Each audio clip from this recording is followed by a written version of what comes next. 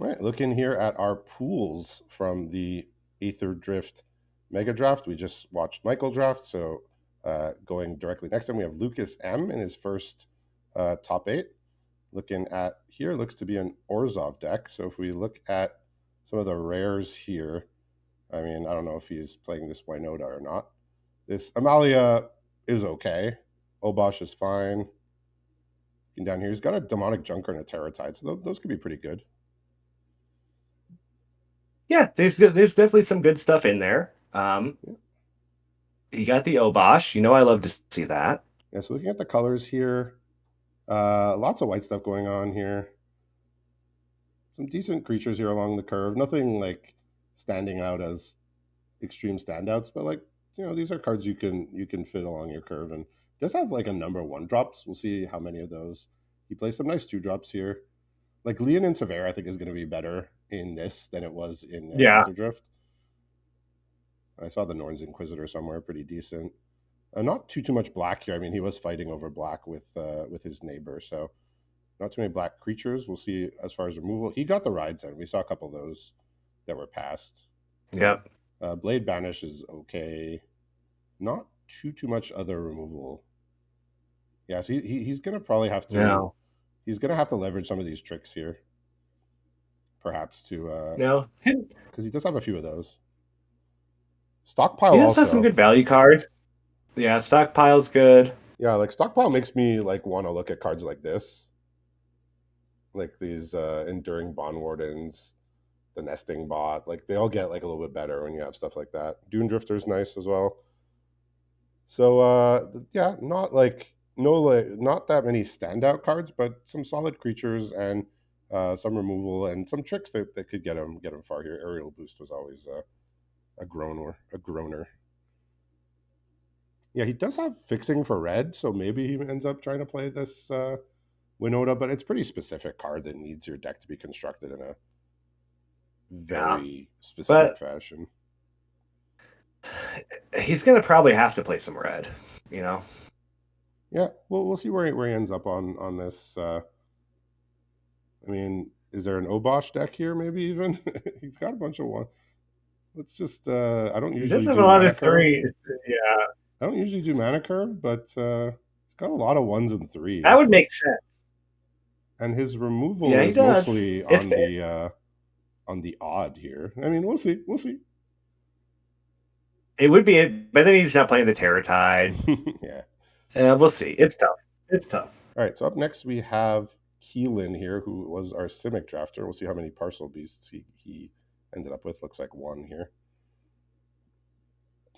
All right. So he's got two Web Strike elites here, which is pretty good.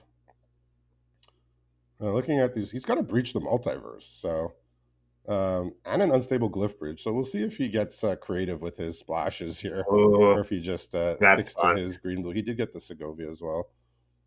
Only one of the Parcel Beasts, so sad. He's got a Halo Forger too, which kind of makes me want to look at black as a possibility, and the Invasion of Amonkhet. We might have a Sultai deck here. We'll get to fixing in a moment. See the colors here. Yeah, so he got some. He's got some big bodies too in green. Not too much on the low end of the curve, depending on blue for that. A couple Frost Links is nice. Yeah. Um, looks like he got some of the gold cards in green blue.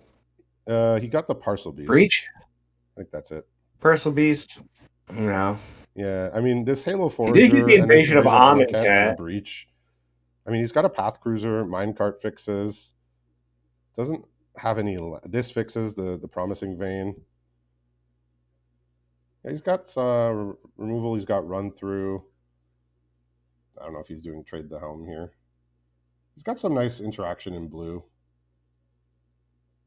A couple of cheap cards here that can interact. So I mean, it's pretty tempting here to, and it would definitely be a significant power boost to get those black cards in. This also swap cycles the Spike Tail here. So yeah, Yeah. potential Sultai deck here. Definitely Simic base.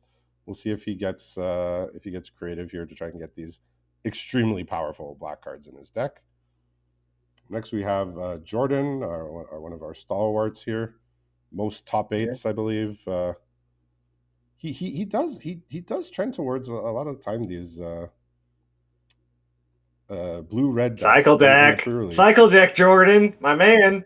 Did he do it? We'll see.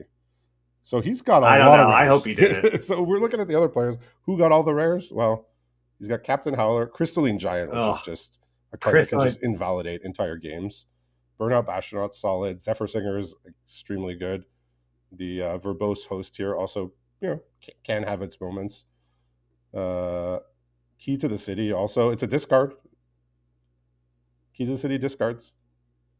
So let's see if he's got yeah. other And payoffs here to make it all tick. Crystalline Giant's one of those cards that when I play it, it gets a counter, and when my opponent plays it, it gets hexproof. I You mean, know? I'm looking right here. I see cycling. This has island cycling.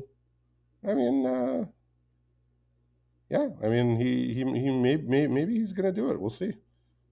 Looking at the red creatures, some solid early drops here, like Grease Ranch, two Ether Chasers, good two drops here.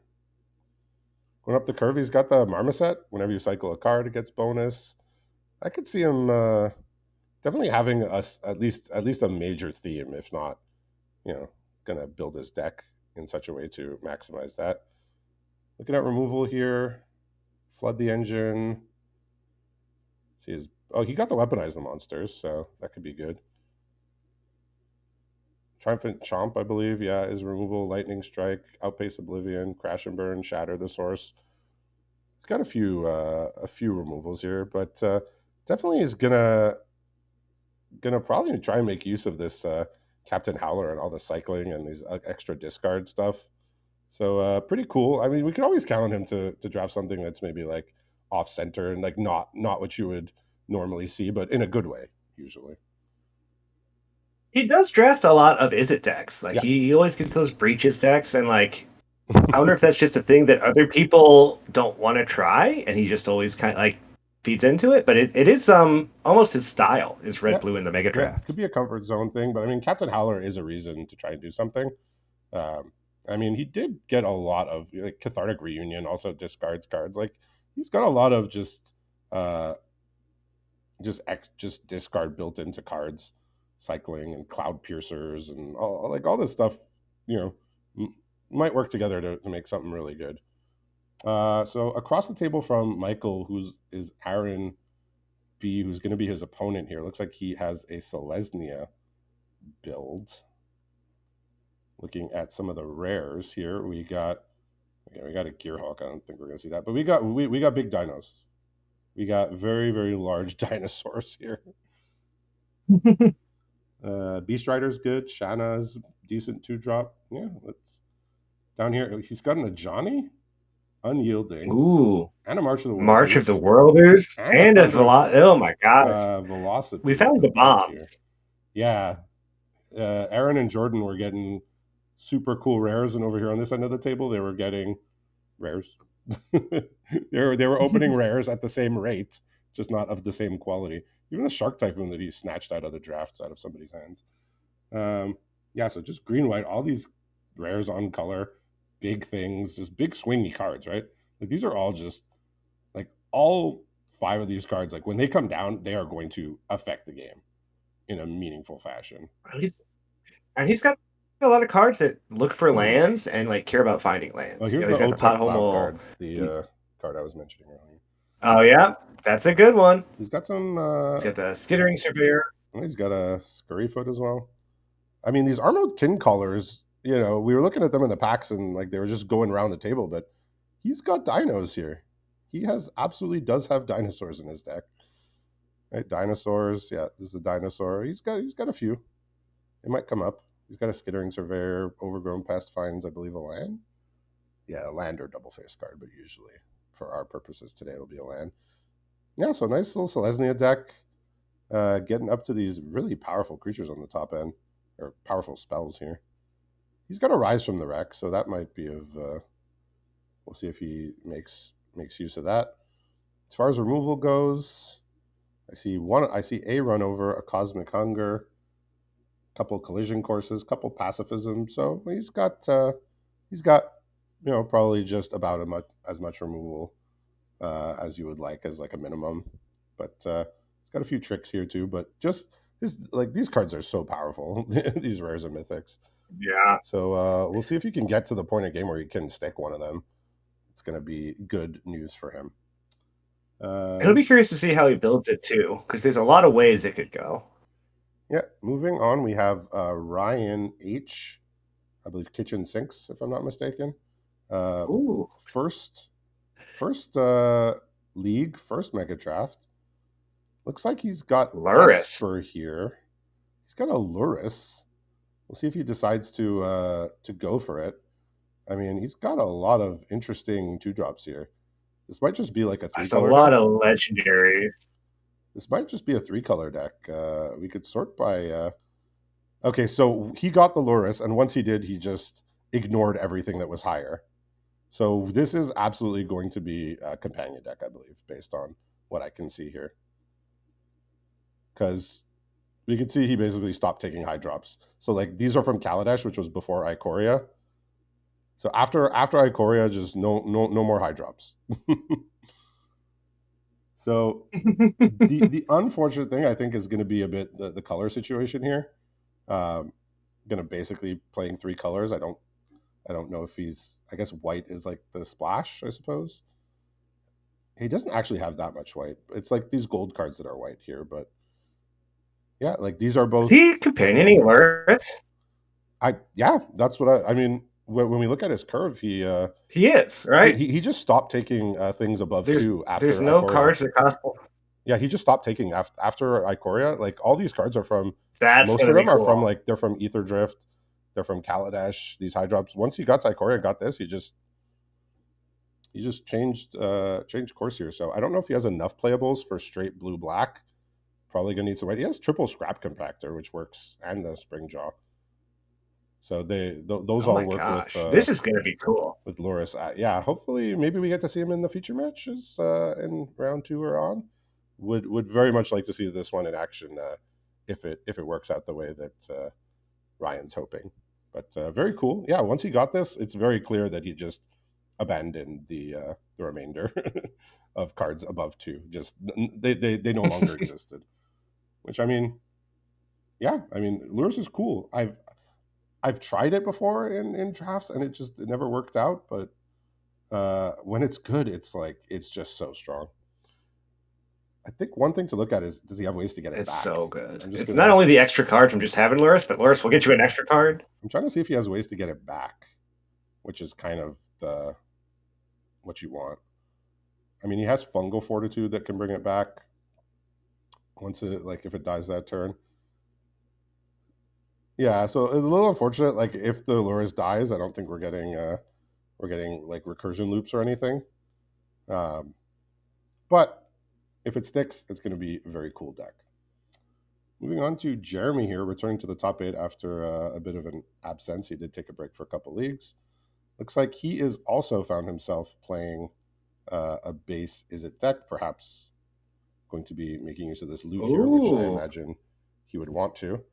He's also got a magmatic galleon, so that's a very strong one. Poetic Ingenuity, hard to make use of. Fumigate probably just snatched out of the draft. Looking at his colors, he's got a Agar for a gold card here. Got some nice two drops. Like like these are not like it's not blowing my socks off, but these are like they're all like pretty solid ones to throw in your deck.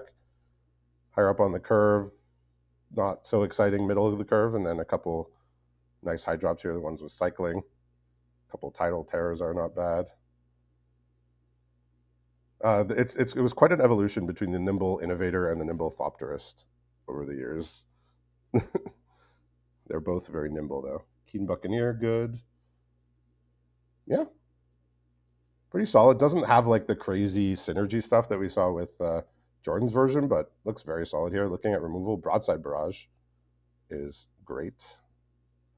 Chandra's Revolution is nice. Two Vision of Regatha. I think that's the one. Yeah, this one. Doesn't remove anything, I don't think. Deal one damage to a creature. Ren's Resolve is good card drop. Fire Prophecies Premium, a Braid. Okay, you got some nice removal here. A couple of blue cards that are can make some use of. Yeah. So do we like? Yeah. I mean, he's most likely playing the loot here, almost for sure, with 3 dual lands. So he picked up some dual lands. Responsible drafter that he is to make the loot work, and pretty nice deck here from Jeremy. Yeah, I mean, it looks great. It looks like it could be a pretty fun thing if it comes together. Yeah. So now we move to our final player that whose deck we have not seen, which is Jabari, who was our main league pennant winner. I believe he finished with 20 wins at 6 losses. I believe. Yeah, See, ran away with it. he got there fast, which works with his speed demon here. So he's got these Orzhov gold cards that he's going to be making use of here. Dryneth Magistrate. Well, that's going to be annoying for the. No, actually, no. This doesn't work against Loris because it goes into your hand. But yeah, this card doesn't do too much. Some nice cards here. Bloated Processor is a good one. Speed Demon. Strand's Yeah. Expertise. Looks like he might have like a go wide type of deck potentially. Let's look at. Yeah, I think he settled in on his colors pretty early by the looks of it. Not too much speculation going around here on colors. Got a Firja also, which is a nice gold card. Gravestalker. Yeah, he got a Necro Regent. A couple Pactal Terrors.